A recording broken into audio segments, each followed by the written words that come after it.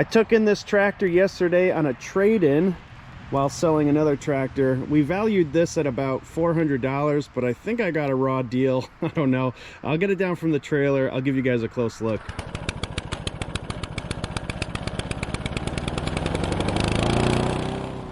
Here's what we have, a 2008, I believe, Husqvarna YTH2242.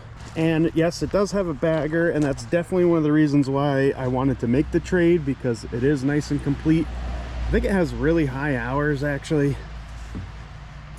960. So that's pretty high, and it runs like total trash.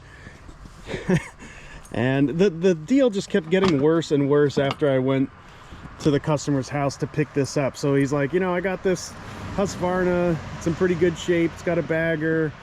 You know, he was buying a Craftsman from me that hadn't sold in months, and so I was really going down on the price, and he was upselling this thing. So that's why basically I took $400 off my asking price, which was high, so I don't know. But anyway, you know, we get there and he says, oh yeah, it doesn't, the blades are always engaged. I'm like, how is that? He's like, oh, I rigged something up because the cable snapped. And he's like, it doesn't run great either. I was like, okay. And it basically, it sounds like it's running on one cylinder, and even that is a struggle. Like one cylinder with a dirty carb. That's kind of what it sounds like to me. So we have our hands full.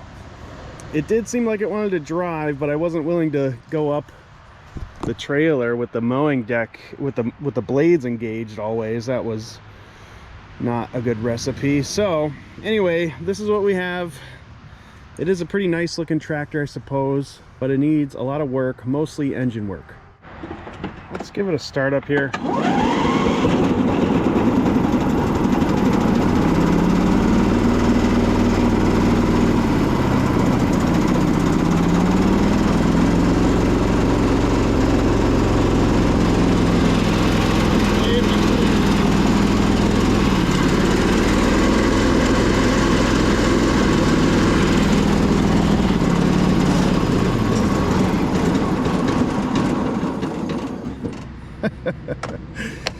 So yeah, we briefly got to see it move back and forth there. Pretty rough shape, and it's kind of insane with the blade spinning like that. Big backfire.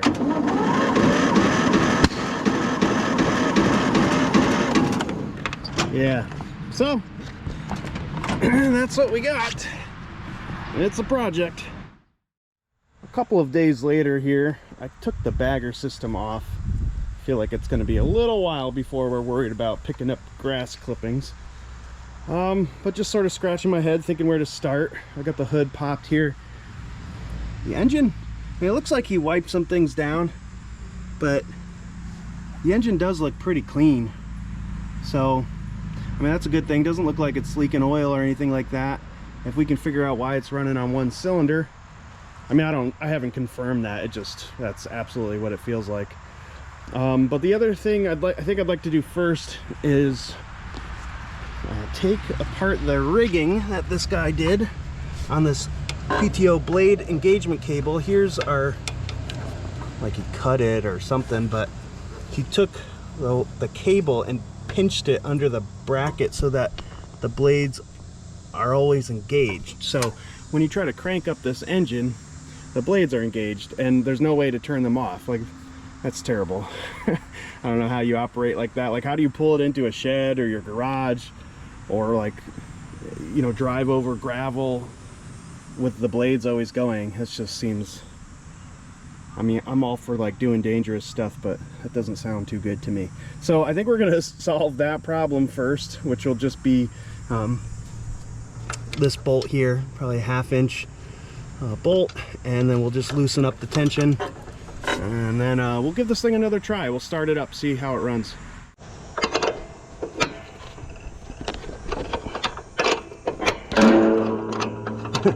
You can hear the tension loosening already.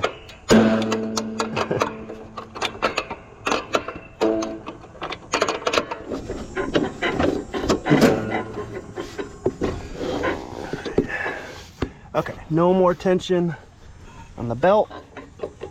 We're loose. So that will help the engine when starting.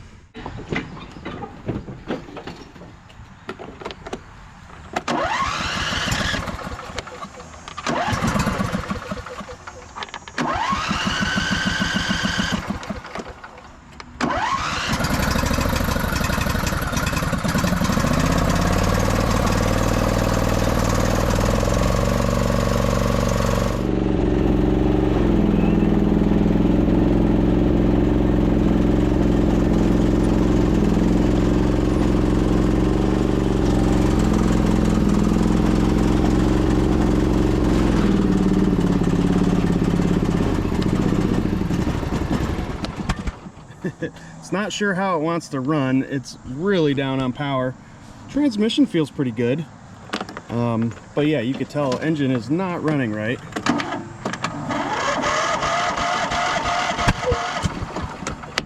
Does kind of want to start up even with the battery. The jumper isn't engaged right now, but let's fire it up one more time, see what we have here. Likes full choke to start up.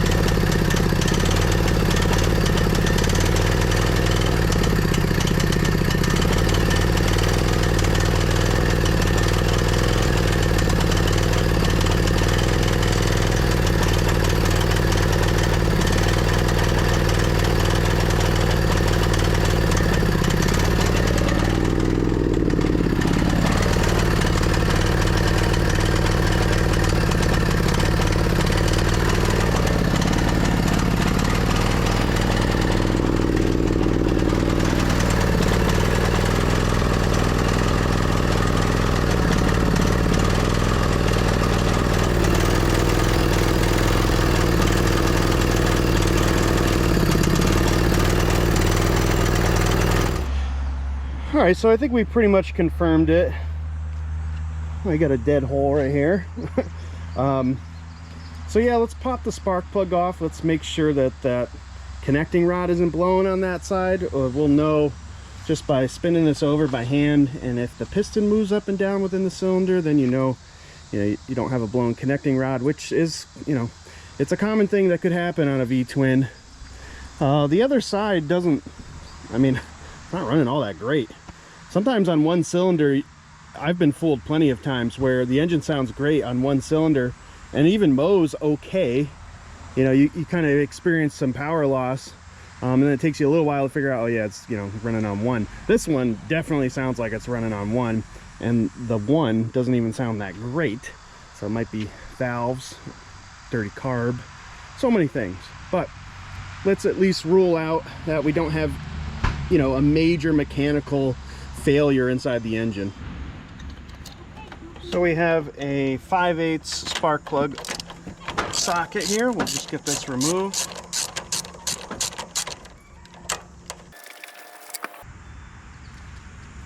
Spark plug is a little oily, not very hot, so it's not firing, even though we saw spark. Okay, that's very good. Connecting rod is not blown. Piston moves up and down. That's fantastic news.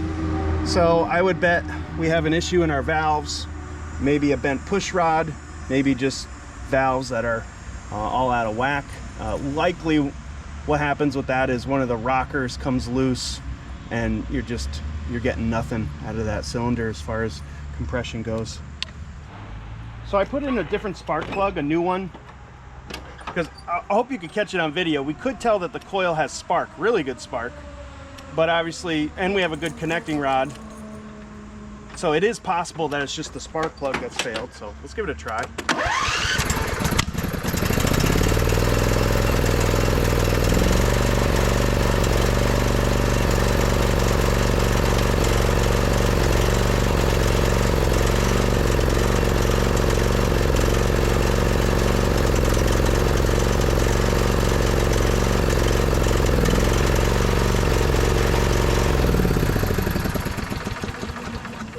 Okay, so that rules out a bad plug.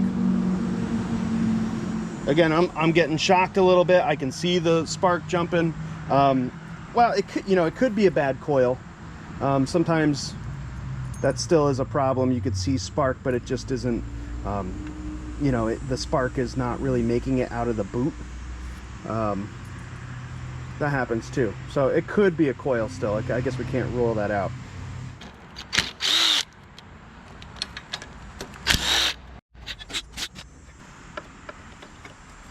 Let's take a look.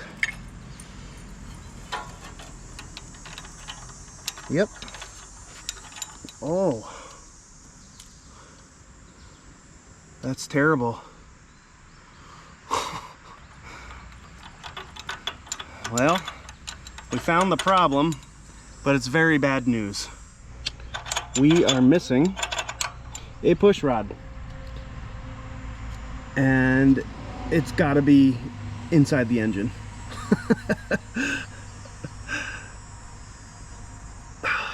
Man, that's terrible. You got to take the engine apart to get it. A couple weeks later, actually, and got the YTH2242 in the shed.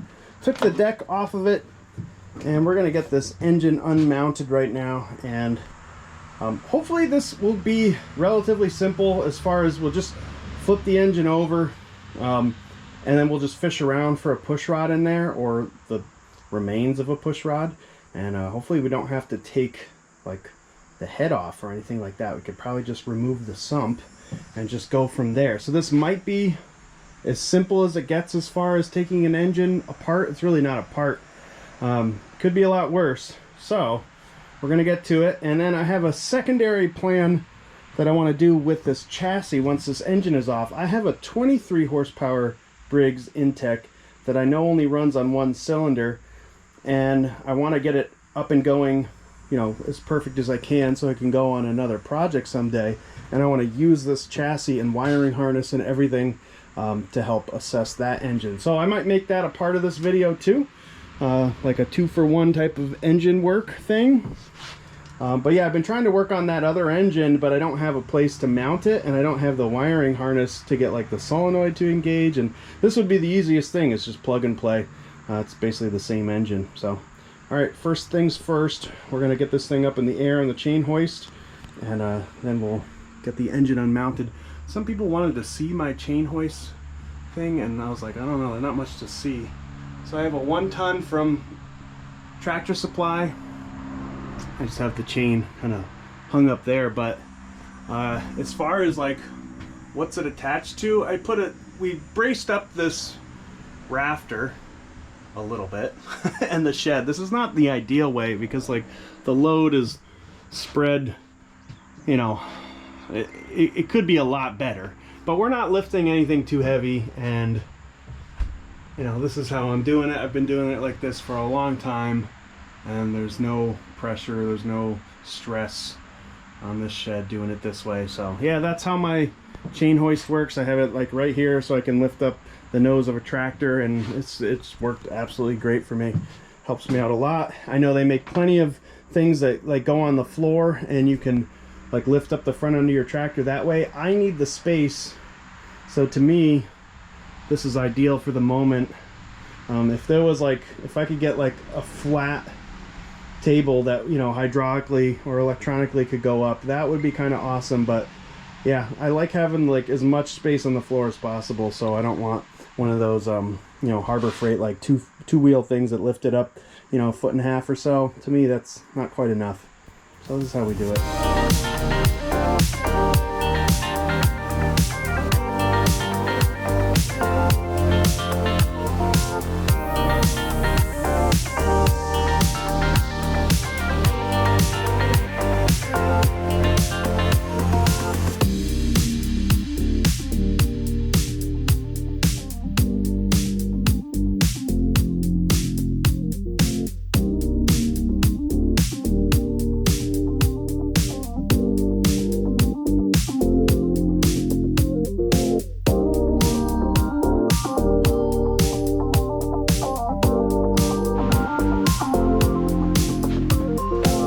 So not too bad of a job.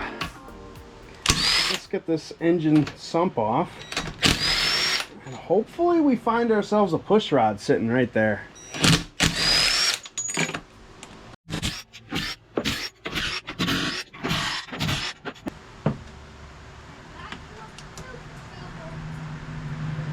Gotta get that linkage off.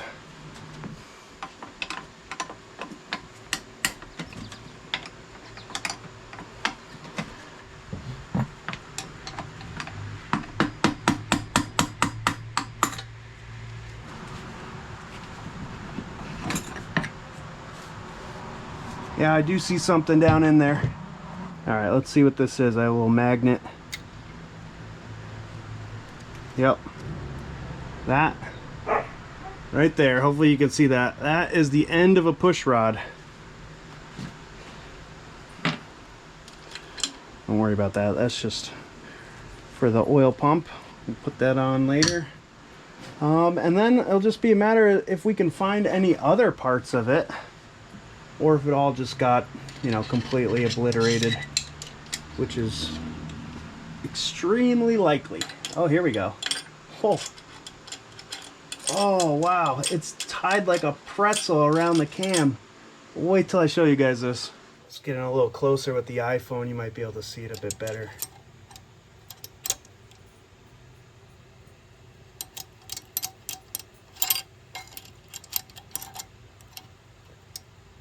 That is pretty cool. And here you can see there's the hole back there. That's where these push rods can fall out of. You can see it on the other side too. Sorta. There. But just to show you how that happens.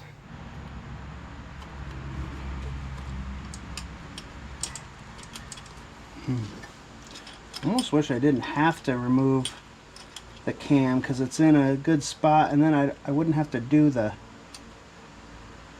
valve. So I might work at this a little bit and see if I can untie it. It would be a lot easier if I don't have to remove the cam. So let me see what I can do here. I might have gotten it loose here. Yeah, there we go.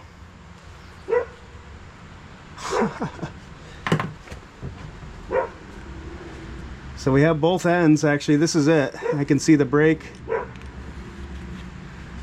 That's the push rod we were missing.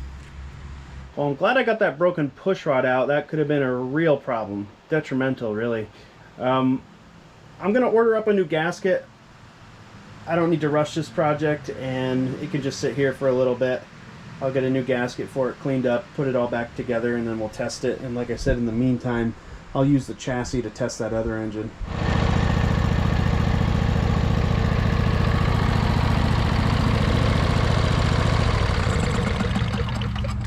All right, there's the 23 horsepower Briggs. So this second engine works great.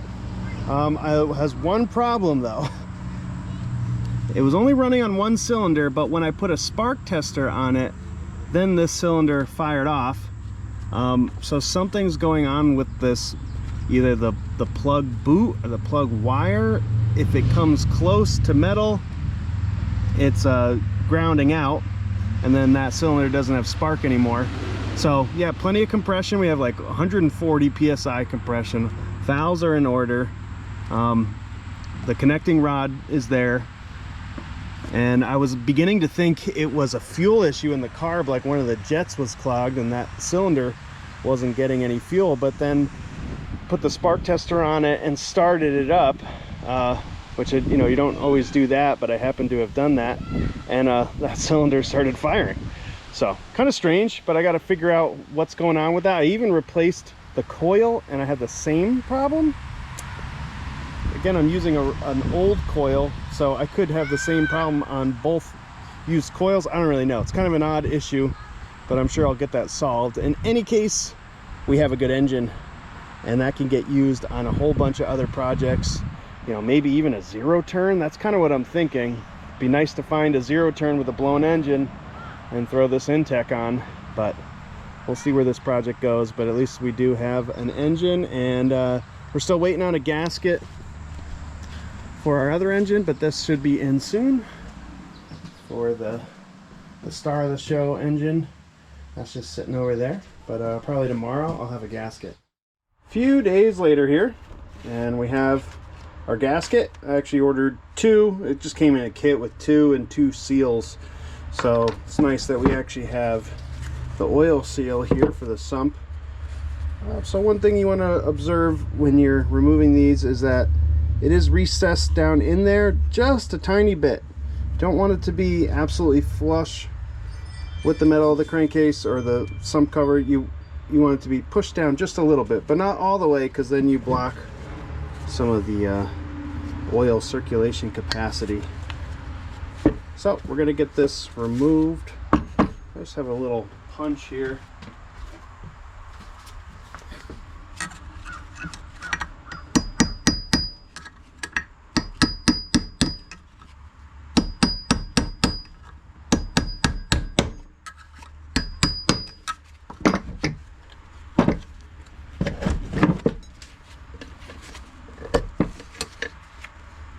There we go.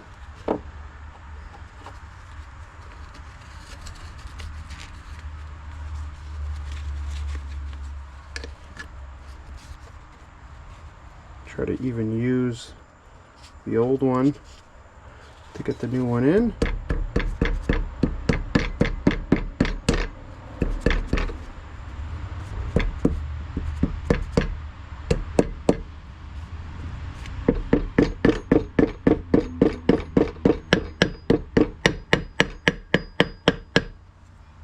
Might sound loud, I'm being gentle though.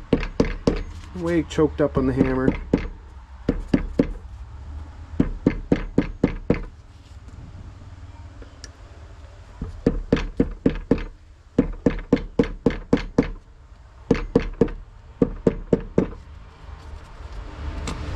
I don't want the old one to go in. Alright. That's looking nice. Alright, so we got a new seal. Can't go wrong with that. And our gasket is correct. Let's work on getting this installed.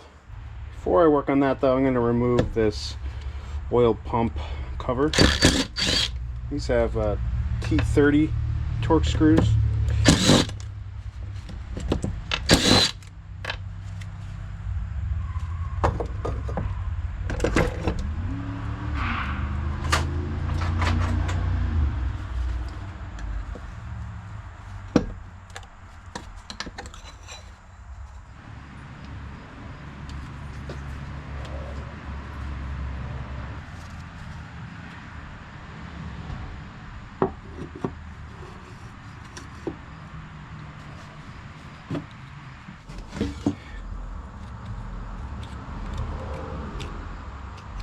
Like to make sure the oil seal isn't getting like curled up. There's like kind of wants to do that.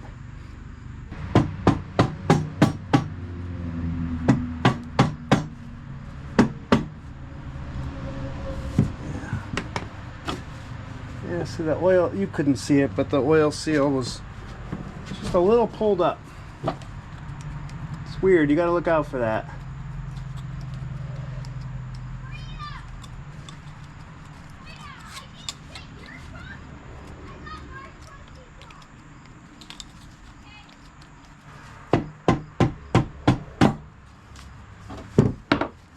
There we go. Yeah, that's perfect now.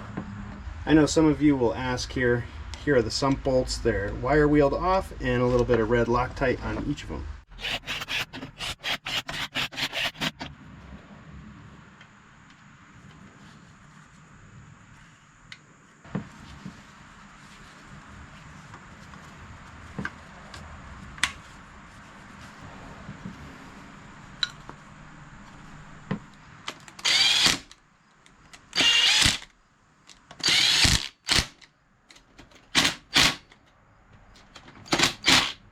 So we're going to set the governor arm and linkages back. I have the linkage back on, but the lock nut is loose. Gonna pin the throttle and wide open, which is pushing up. If the engine was right side up, it'd be pushing down.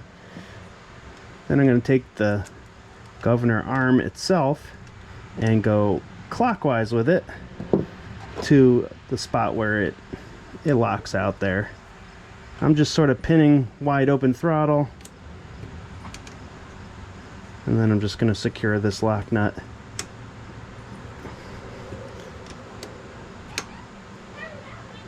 And that's all there is to it.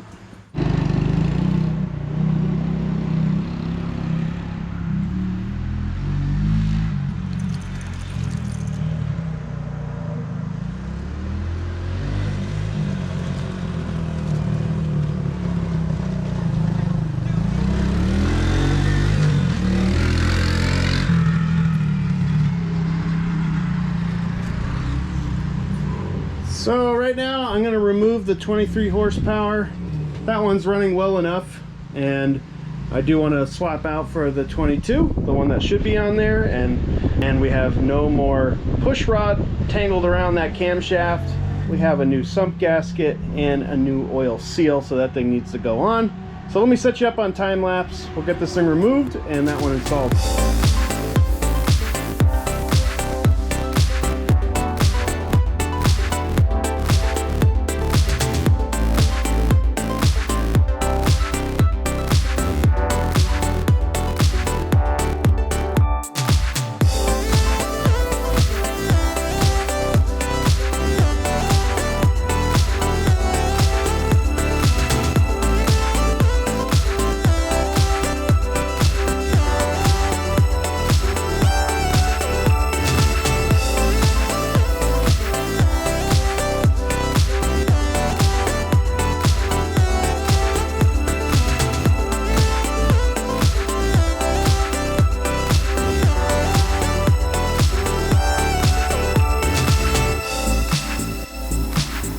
As you saw on the time lapse, we got everything put back together and oiled. And now we're going to dive into these valves and put this push rod in, just using the good side to inspect, and also wanted to make sure that everything was operational there. So I have an extra push rod here. I have like a whole stack. I have more than that too, but yeah, we're going to get this one installed. I just loosely have the rocker almost all the way off, but just enough where I can manipulate this and get it put into place, and then we'll reset those valves. Well, I don't like what's going on here. The adjustment screw has to be driven so far in, way further in than the others. I don't know if you can tell, but like the black threaded part that I'm pointing to right here, I'm touching. The other ones are not that far in. Now this valve is in, and I can tell this rod is already bending to do that. So in order to set it, that's how far I had to drive it in. I don't know why, but something's wrong here, and I gotta figure it out.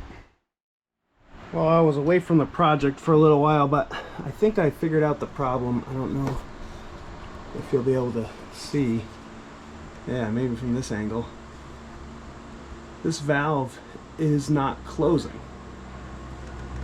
The valve itself must be bent, or there's some damage in there or something on the head. But that's why I can't get this push rod to sit in here, because this needs to be coming back our way a little bit, and I just cannot get the push rod to stay in place. That's why that push rod fell out. And not really sure what's going on there. But I think what we're gonna have to do is at least take the head off that side. I don't see any way around that. We're gonna have to get that valve out, and I have other heads and I should have another valve. That really shouldn't be the problem, but you always got to figure out why it happened. So I mean, it could just be part failure, but I don't know, usually it's something. I have everything loose on the head except for the exhaust, but I'm curious to see if I can get it off. Still got the exhaust done up here.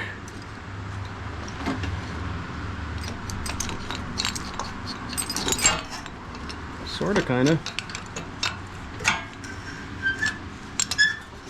Really get this. Okay. Yeah, I wanted to get that one out without bending it. Hopefully that was successful. Oh yeah, look at that. Wow.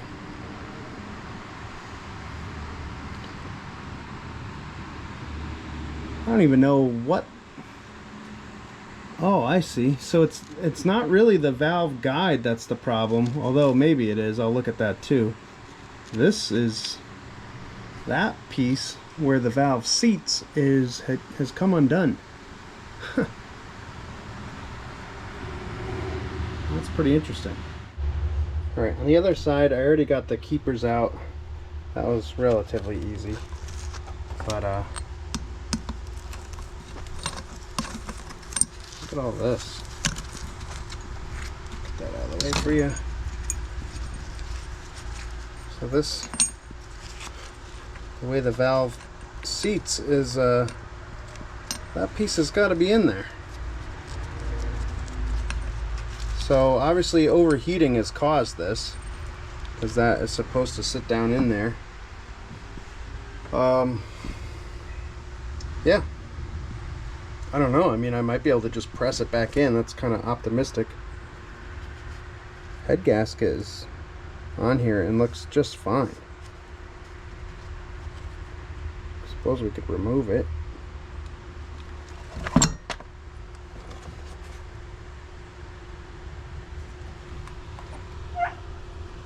I mean, I'm gonna leave that. That's fine. All right, let's think about this. See if I can get that back in. And the valve itself is,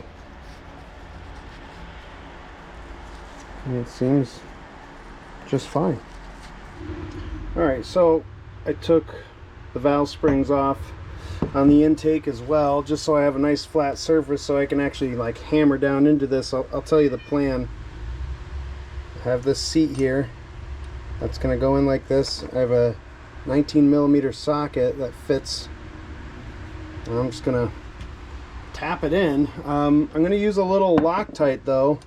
I don't know if that's really going to work, but I'll use it because I can. And the other thing to report is I don't think there's anything wrong on this side. I don't think the valve guide itself moved. It's really just this. Odd. I don't know if you've ever seen that before. I certainly haven't. So I thought I had a common problem. It's sort of related to what, you know, normally goes wrong in these things, but this is a little bit unique. I guess the other thing I could do, now that I'm thinking about it, is I could just throw this into the freezer. That would shrink it up. That might be, that's the easiest thing to do. You know what? I'll do that. I'll Loctite in here. I'll put this in the freezer. That should press in pretty easy then. Okay, we have our frosty valve seat. We have some red Loctite in there. I'm gonna double check that I don't have this thing upside down.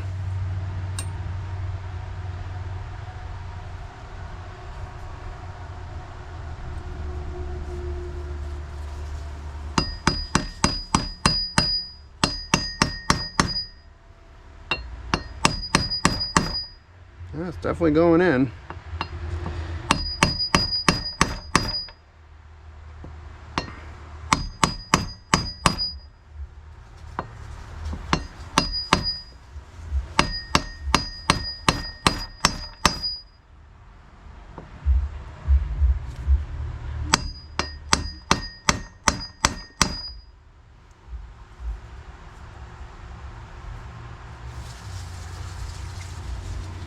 Looks very good to me.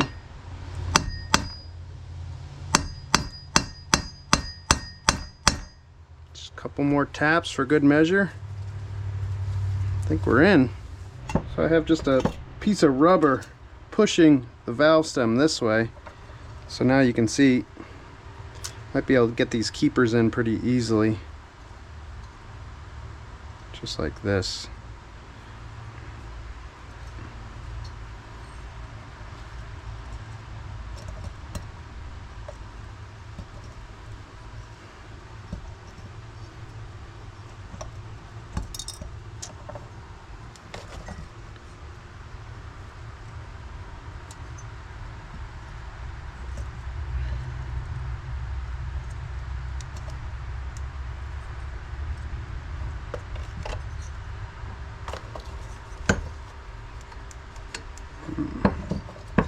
Don't like the way that went in. There we go.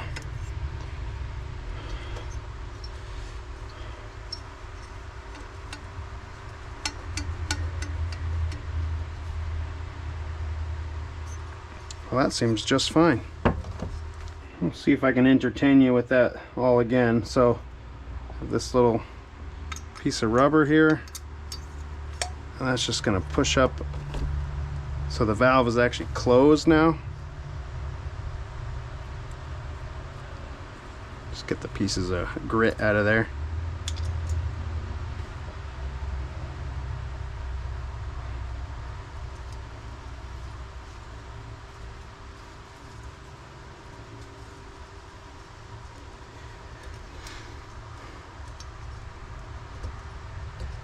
There we go.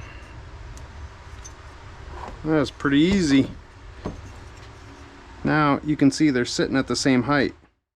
It's the next day and I have our head here.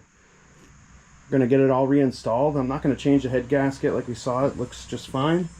I'm going to have to reset the valves, probably on both sides because I was kind of messing with both sides at this point.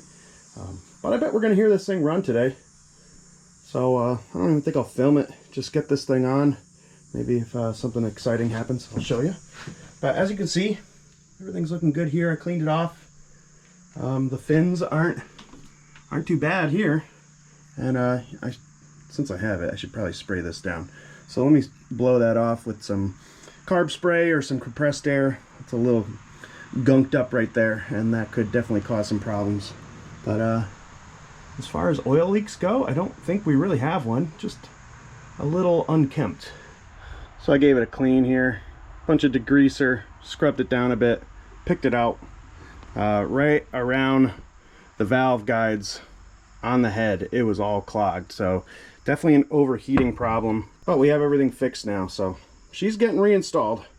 Okay, the head is installed and I adjusted the valves on both sides. We have really nice compression. And you can see this exhaust valve moving up and down without bending the rod. Oh yeah, nice compression. Yep, everything looks even on this side too. I think we're all set. We're all put back together. Let's fire this thing up and see if this trade was worth it after all.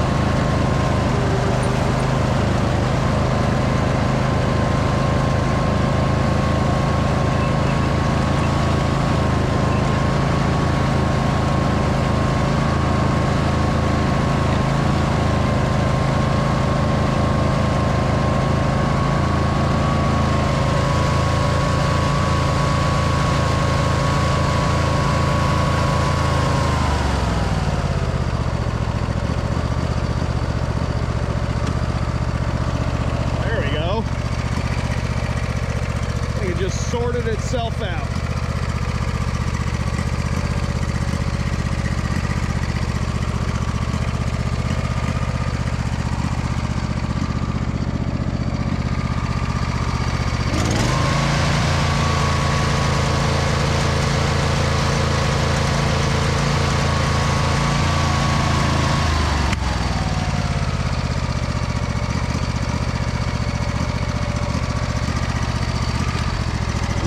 Slight surge in there. Not bad though. So we're over by the pressure washer. We have the deck that we're going to work on first. I mean, clean, not really work on. I don't think it really needs much work besides sharpening the blades, but it is absolutely filthy in here. Just, you know, never once cared about. So, yeah, I think this guy was pretty rough on this machine. But we have the bagger attachment stuff here too. So I just put this on only so I can clean it. But yeah, this thing needs a good pressure wash, so let's get after it.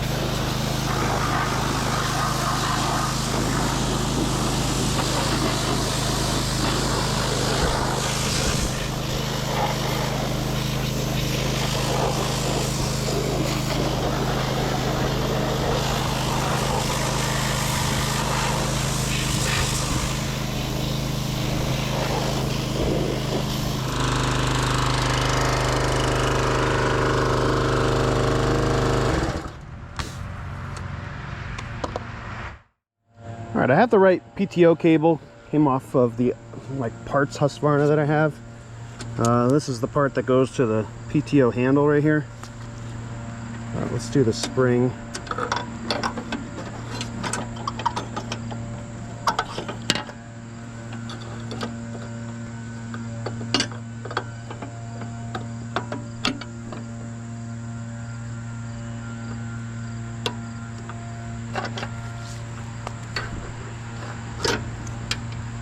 So we'll install this later on. But let's flip this thing over and get to the blades.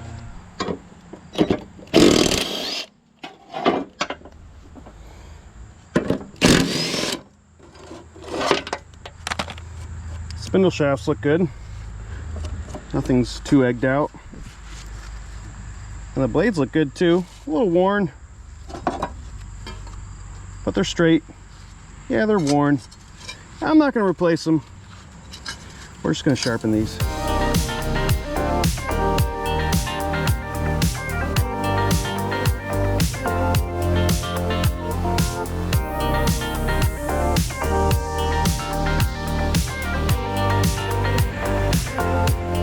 Blades are back on, sharpened, spindles are good enough, and we're going to reinstall this thing. Not going to do any painting to anything. Very late in the season here and nothing's been selling, so I'm not going to make this one pretty or even do as much as I normally do to things. Just going to try to get this one sold with a bagger. I always think, you know, if it's got a bagger, it might sell. Especially, you can see leaves are coming down here. So people are starting to think about that sort of stuff. So let's try to just get this thing on the market and keep the price way down.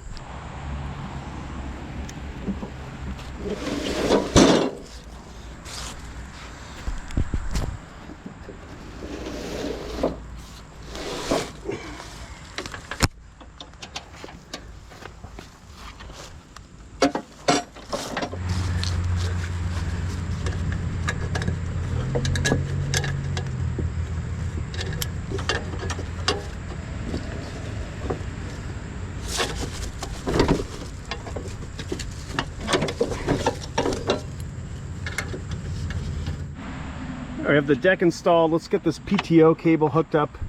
Very easy to do. This is where it anchors.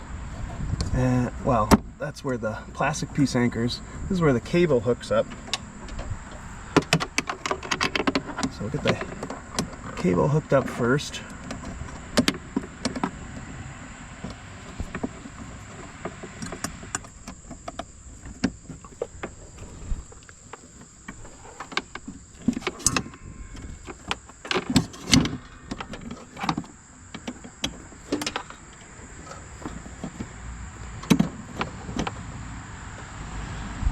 There we go. That should do it.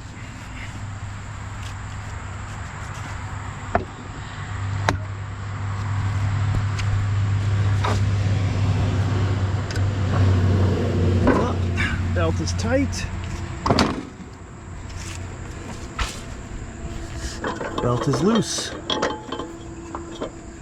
Alright, I think it's time to test run this thing. We have the bagger system all hooked up. This thing is complete. Just needs to be tested.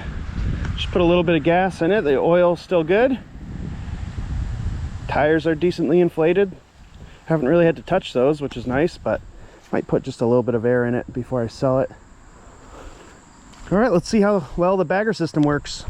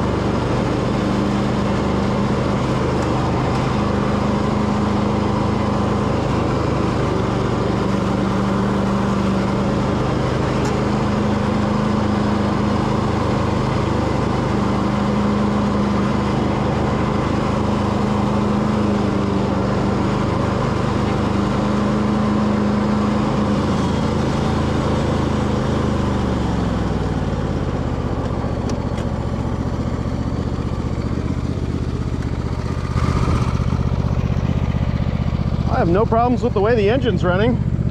I could tell we were already full. You know,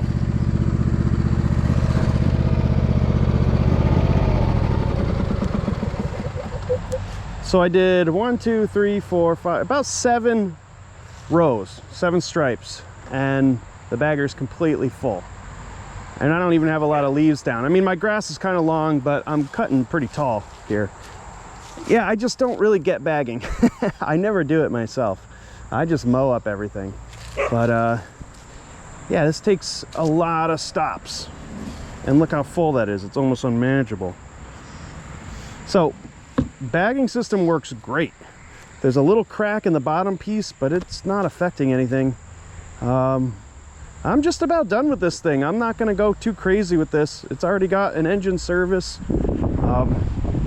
You know, we got fresh oil. We got a new Sump gasket, new Sump seal, a new PTO cable. Blades are sharpened. Air filter. I think I have a seat cover I could throw on this. It is all power wash and everything. Maybe I'll just grease the front steering.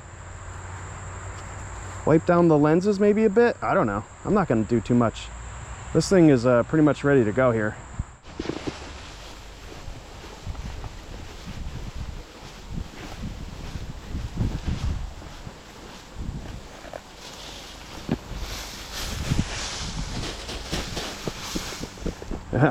All leaves. It's like not even any grass in there.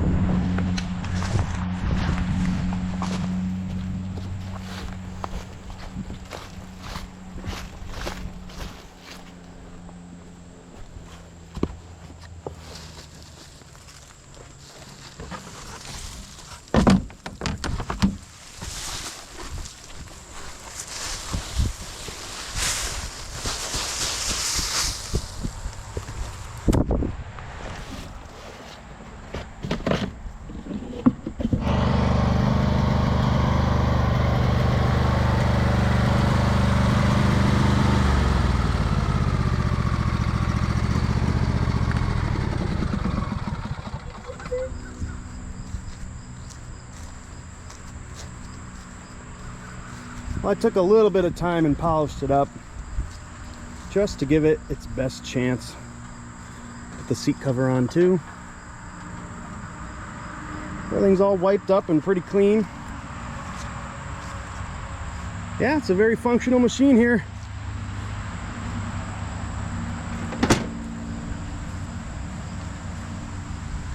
It came together pretty nice.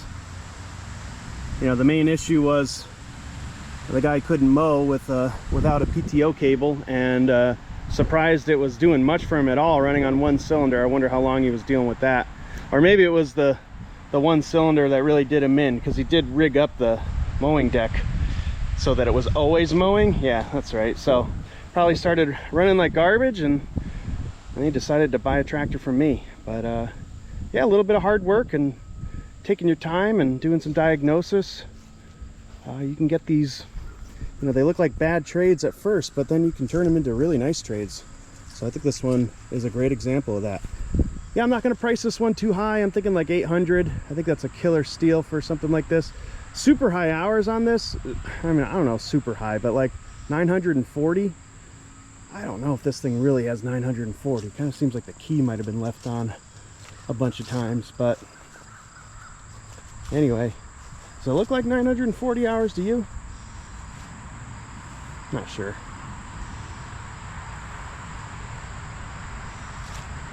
Anyway, I think it's going to make somebody a nice fall-time mower.